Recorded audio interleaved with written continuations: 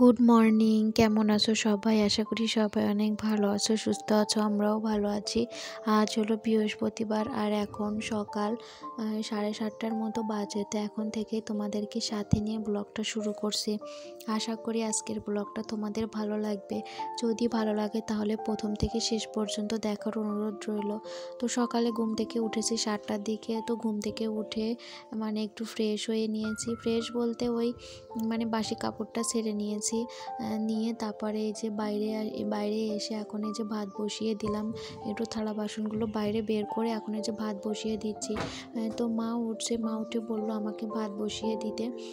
তো বললো যে বাবা যে কাজে যাবে না, তোমার বাবা কাজে যাবে না, তো তাহলে ভাতটা বসিয়ে দাও। আর যেহেতু বৃহস্পতিবার, তো আমি বৃহস্পতিবারে পূজাটা দিয়ে তারপরে রান্না করব।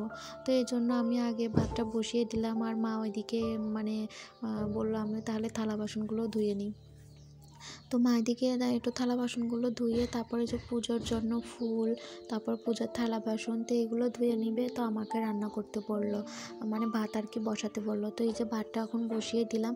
কিন্তু কি জানো তো, পরে না বাবা বাড়িতে থাকেনি, কাজে চলে গেছে। তো আর কি আজ আমাদের এখানে আর কি কারেন্ট ছিল না।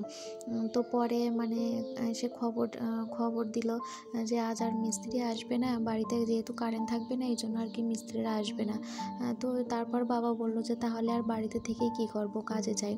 তো মিস্ত্রিরা যেহেতু আসেনি সেহেতু আর বাড়িতে থাকবো না। তো পরে আবার এই জন্য কাজে যাবে, এই জন্য তাড়াতাড়ি করে ভাতের মধ্যে সেদ্ধ দিয়েছিলাম, আলু বেগুন সেদ্ধ দিয়েছিলাম। তো বাবা ওইটা দিয়ে খেয়ে কাজে চলে গেছে। যেহেতু প্রথমে বলেছিল যে কাজে যাবে না, এই জন্য আস্তে ধীরেই আর কি রান্না বান্নাটা করছিলাম, ভাত বসিয়েছিলাম। তো পরে যেহেতু বললো যে কাজে যাবে, এই জন্য আর কি ওই রান্না করে আর কি উঠতে পারিনি, আর কি সবটা কমপ্লিট করতে পারিনি তাড়াহুড়োয়। ডাল রান্না করবার জানোই তো, ডাল রান্না করে কতটা টাইম লাগে। তো এই জন্য মাও পূজাটাও আর কি তাড়াতাড়ি করে দিতে পারিনি।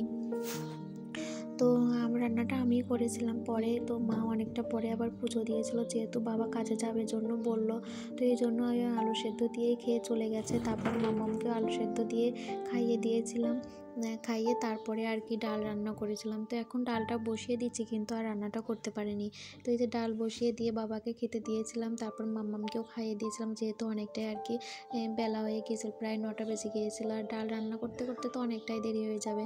তো এই জন্য মামামকে আলু সেদ্ধ দিয়ে ভাত খাইয়ে দিয়েছিলাম। খাইয়ে তারপরে এই যে ডাল রান্না করেছিলাম, তারপরে কপি ভাজি করেছিলাম। তো ডাঁটা দিয়ে ডাল তো খেতে কিন্তু বেশ ভালোই হয়েছিল। ডাঁটা জানো তো আমার না ডাঁটা অতটা পছন্দ না, সেভাবে একটা ডাঁটা খাওয়া হয় না। কিন্তু কালকে আর যেহেতু এই যে ডাল রান্না করেছিলাম ডাঁটা দিয়ে, খেতে কিন্তু ভীষণই ভালো হয়েছিল।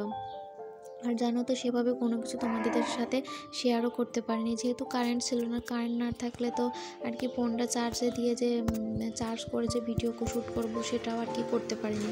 তো এই জন্য আর কি তোমাদের সাথে কিছু শেয়ারও করতে পারিনি। সকালে রান্নাবান্না একটু তোমাদের সাথে শেয়ার করেছি, আর বিকেলের দিকে আর কি একটু বাইরে যেতে চেয়েছিলাম, কিন্তু যেতে পারিনি। তো যাচ্ছিলাম তখনই আর কি তোমাদের সাথে একটু ভিডিও শেয়ার করেছিলাম, কিন্তু ওই পর্যন্তই যে যাচ্ছি সেটা তোমাদের ভিডিও করেছিলাম, কিন্তু আর যেতে পারিনি। পরে ওই কারেন্টের জন্যই আর কি যেতে পারিনি। কারেন্টের তার আর কি খুলে রেখেছিল। তো মা আর কি ওইখানেই ছিল যে আমাদের তারটা কিভাবে লাগিয়ে দেবে কি না দেবে, তো ওইটার জন্যই আর কি ওইখানে ছিল। তো এই জন্য আর কি পরে আর যাওয়া হয়নি।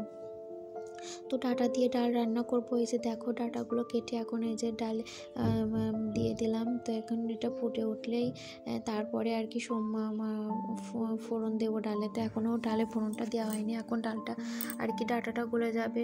ডালটা ভালো করে ফুটে উঠলে তারপরে সে ফোড়নে দেবো। তো এখন লবণ হলুদও দিয়ে দিলাম। ডালটা আর কি ফুটে গেছে বলতে আর কি ডালটা সেদ্ধ হয়ে গেছে আর কি। তো এখন প্রায় 10টা 10:30টার মতো বাজে, অনেক বেলা হয়ে গেছিলো জানো তো। রান্না করতে করতে প্রায় 11টা বেজে গেছিলো, যেহেতু একটু দেরি হচ্ছিল রান্না করতে। আর এই যে দেখো ডালটাও রান্না হয়ে গেছে। আর এখন এইখানে এই যে কপি ভাজিটা করছি, এই যে বাঁধাকপি ভাজি, তো এটাও কিন্তু খেতে ভীষণই ভালো হয়েছিল। তো তারপরে এই যে দেখো বিকেলের দিকে এখন মাম্মাম সোনা ঘুম থেকে ওঠার পর একটু রেডি হয়ে নিয়েছি।